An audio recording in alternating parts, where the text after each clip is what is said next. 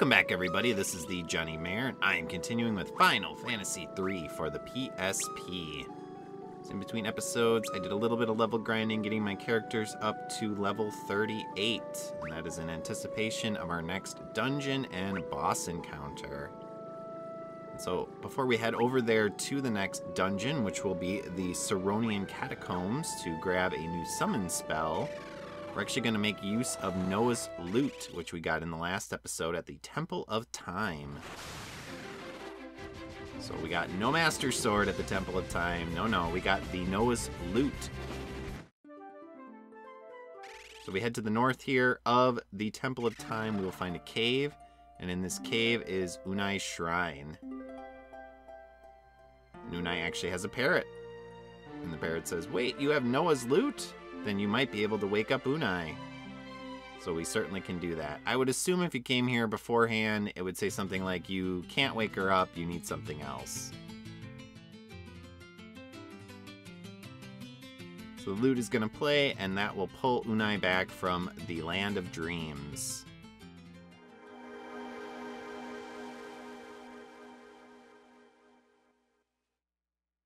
And she's been in the Land of Dreams for quite a while, so we'll see how she reacts to being back into the Land of Non-Dreams. What do you think she'll do? Well, first of all, she commands her parrot. Say goodbye to the parrot, because we're not going to see it again. Lands on her shoulder, and then disappears. And now she's going to do some morning calisthenics. Let's do some running. Get her steps in. And jump on the bed. Pretty spry for an old lady. She says she forgot how exciting the real world could be. I guess so. There's been a lot of chaos going on in the real world while you've been dreaming, Unei. So basically, our goal with Unei is to find the Invincible. And she is actually required to access the dungeon in which the Invincible is located. But we're not going to be heading there for a little while. We want to do some side questing first. She's going to tease Luneth here. Embarrassed to be seen walking around with an old crone like me. No, that really has nothing to do with it. We just met you. Hopefully you won't die immediately like some of the people we've met in the past in this game. But she's going to chide us into getting into motion, which is a good idea. So again, we're going to head to another dungeon that's a side quest area to pick up a summon spell. Before we do that, we're going to get another Fang from Unei. So she gives us the Fang of Fire, which means we now have 3 of the 4 elemental fangs that we need to access the final dungeon area. Xandi actually locked off the final dungeon with some statues, and you need the fangs to disable those statues. If you try to approach the statues without the fangs, they will cause you a lot of pain. So we need to find one more fang, and that is the Fang of Earth. And to find that, we need the next airship, which is the Invincible. But again, before we continue with plot-related events, we are going to do some side questing. So let's see what Unei has to say. So Unei saw everything, even though the flow of time was stopped. That has to be quite the surreal experience. To be in the dream world, still able to do stuff and see everything else frozen. But there was something else happening, though. There was some evil force that was still causing chaos in the world, even though time was stopped. So it wasn't Xandi. Rather, it was someone else. I'm sure that won't be revealed at some point. But now that we have our next party member in tow, we're going to head out, and we're going to head to another village that we can now access with our Nautilus. And that is Doga's village. So Doga not only had a manor in which he lived, but he also has a village dedicated to him. So to access it, we need to go to the eastern side of the continent on which Doga's Manor is located. And you'll notice there's a village there. And the only way to access it is to head underwater with the Nautilus. And there's a little path here that we're going to take. You can get into encounters when underwater in the submarine, so be careful. Go to the end of the path and then re-merge above the water. And we'll head into Doga's village. So Doga's village is basically a magic warehouse. You have a ton of black mages here, and they sell essentially all of the magic spells in the game, up to level 7. So if there's any magic spells that you've missed at any level previously, you can pick them up here in a pretty easy to access, convenient way. There's also a Moogle, and we do have a couple of letters that we can now access due to plot progression. So let's talk to the Moogle. We'll put Ark in the lead position. And we get a letter from Alice. So he just basically tells Ark about how things are going, that he's feeling a little overwhelmed with running a city. I mean, he is pretty young, and leadership was kind of thrust upon him. We also can get another letter by having Refia in the lead position. So by putting her in the starting position, we will access Mognet and we will get a letter from Taka. And this one's important. This is a key letter that will allow us to access the legendary smith in a little while and get one of the best weapons in the game. So he tells us about Orichalcum. Now after some future events, we will actually be able to get the Orichalcum. We can't quite yet, but we do need to activate that trigger with that particular letter in order to proceed with those events later. Now the wizard we're most interested in is this one in the bottom right corner of Doga's village, and he has the level 7 magic. So we have some good spells here, Quake being primarily the best spell amongst the black magic spells, and then the Cure Force spell, as well as Reflect and the all-powerful Isunya spell. So they all do basically what you would expect. Break 2 is actually pretty powerful. There are some pretty difficult enemies that are susceptible to it, including the enemies we fought last time, like the Behemoth. Now, they were susceptible in the NES version. I'm not quite sure if they are susceptible in this version. I would assume so, because it is a pretty high-level spell. So if you have yet to go to the Temple of Time, if you come to Doga's village ahead of time, you can buy that spell, and that can make those enemy encounters a little bit easier on that final floor of the Temple of Time. I didn't come here first because essentially I wanted to do the grinding to get the money to be able to buy all these spells.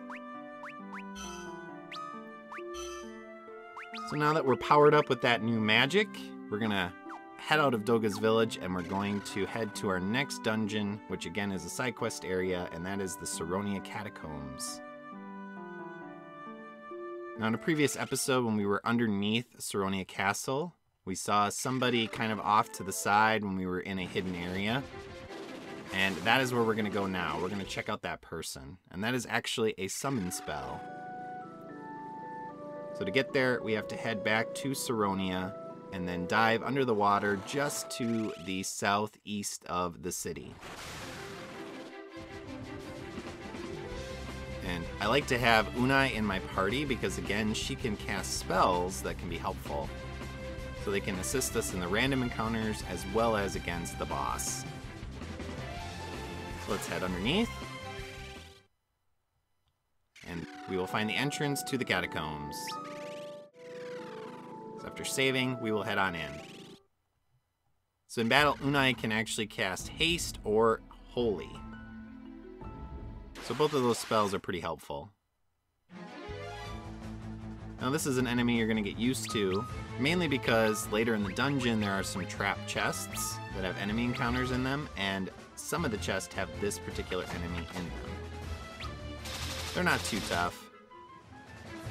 We have around 4,000 to 5,000 hit points, pretty easy to kill. Again, depending on your levels. I am currently around level 38. When we're done with this dungeon, and after beating the boss of the dungeon, we're going to want to be around level 40 before we head to the next area. So this dungeon is pretty straightforward. There's a little bit of some winding paths. There is one major intersection coming up in the next room. If you head to the right first, you'll find some items, and then the progression point forward is to the left at that intersection. So we got another golem staff, and then over here in these chests we have a rune bell, as well as a Aegis shield. Now that is a very useful shield. The Aegis shield actually protects you from pretty much every ailment in the game. So it is a very useful equipment to have to put on your party members, especially your physical attackers. Because obviously they can equip shields. And we also got the Reflect Mail. We'll throw that on our knight. That'll increase their defense a little bit. It does not have the Reflect spell on it inherently, unlike some later games in the series. Ones that come to mind are, specifically for me, Final Fantasy Tactics has the Reflect Mail, which is an odd thing to deal with when you're playing that game because of how Reflect actually works in that strategy RPG realm. Now that's a series I want to get to someday as well.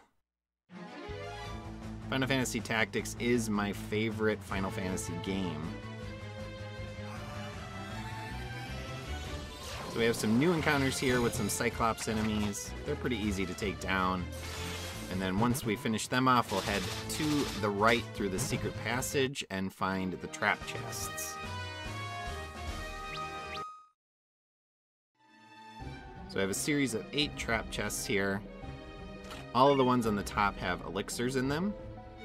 And you will need to fight this Naga-like enemy. And then all of the chests on the bottom have Phoenix Downs, and in that will be the palette swap enemy that looks like Kraken.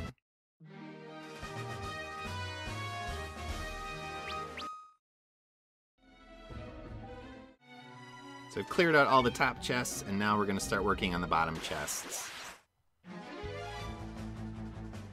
So again, these enemies aren't too tough, especially if we have Unei supporting us. Holy would have been better, but haste is nice too, especially since it hits the whole party. So once I clean out these chests, what I'm going to do is head back to the main area. I'm going to head out, save, and come back in, and then we'll take on the boss. Alright, so we've cleared out all the chests. Let's head back to the main area here. We have to go up one more room, then I'll teleport out, save, and we'll come back in and take on the boss. So there's the boss. And the boss is Odin. Apparently he was sleeping. Sorry, man. Didn't mean to disrupt you. You don't have to attack us, but I know you're going to. So Odin is similar again to other Final Fantasy games after this. You have to watch out for his super abilities, which can hit the whole party for massive damage. Especially once he's down to about half health. He will often activate those multi-party member attacks more often. But you'll notice there I got the very powerful Gungnir Spear. And that is why I have been leveling up my Thief, to get that spear. It is one of the best spears in the game for the Dragoon class. And it's very difficult to steal it unless you have a high-level Thief. So that's the purpose of my Thief now. We got that spear, now we don't really need the Thief anymore. I may use them occasionally with a few other enemies in the game that do have some rare steal items. But for the most part, we're going to be switching Luneth over to another class after we beat Odin. So Odin's not super hard. He has about 20,000 hit points. You can burn through that pretty quickly, especially now that we have our Dragoon with the brand new spear on him, which is super powerful. And if Odin decides to not use his party attacks that attack everybody, that would be nice too, and we'll probably get rid of him pretty quickly.